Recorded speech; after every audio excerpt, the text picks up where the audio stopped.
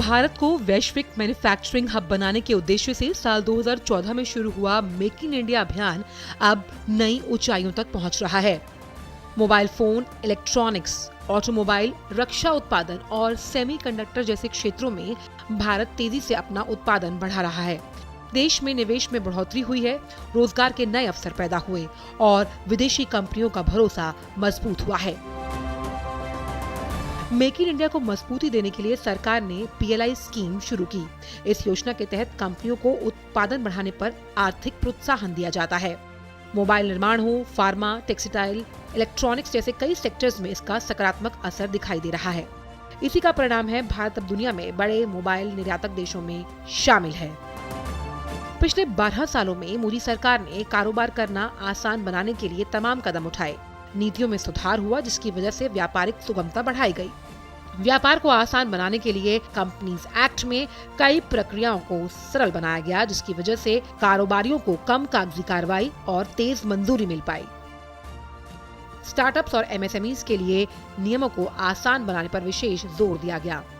इन ठोस कदमों का परिणाम ये रहा कि भारत का कारोबारी इकोसिस्टम मजबूत हुआ और रजिस्टर्ड कंपनियों की संख्या में 27% का इजाफा हुआ है।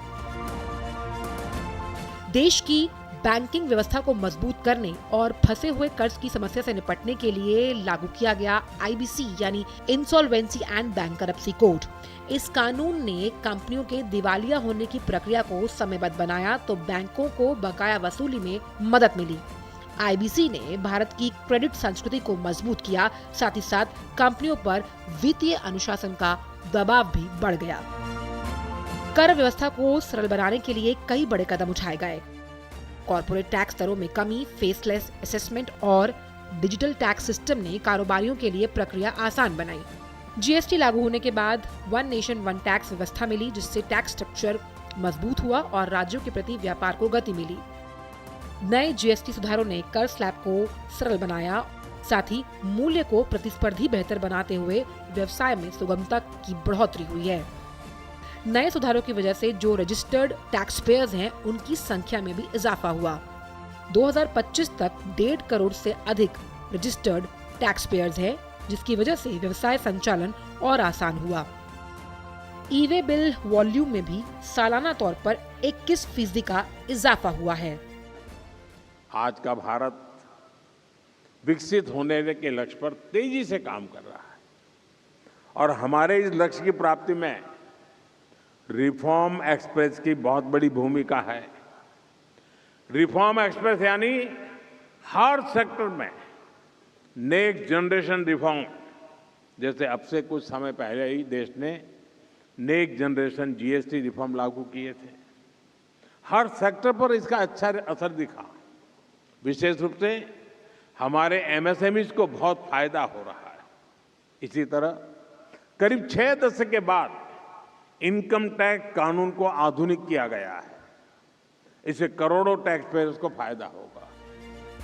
ईज ऑफ डूइंग बिजनेस को बढ़ाने के लिए सरकार ने कई पुराने नियम खत्म किए। मजबूत डिजिटल बुनियादी ढांचे ने इसमें मदद की। भारत का उद्यम पंजीकरण पोर्टल इसी व्यापारिक सुगमता का प्रतीक है।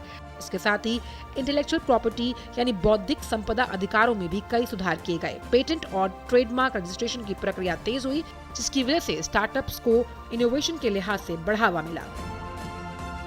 मेक इन इंडिया से लेकर GST और IBC जैसे सुधारों तक भारत आर्थिक ढांचे को आधुनिक बनाने की दिशा में लगातार आगे बढ़ रहा है।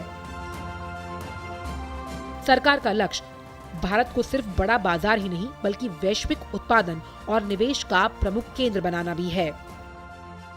इन सुधारों ने भारत को लंबी अवधि में मजबूत आर्थिक शक्ति बनाने की दिशा में अहम रोल निभाया है, जिसकी वजह से आत्मनिर्भर भारत के उस संकल्प को और मजबूती मिली।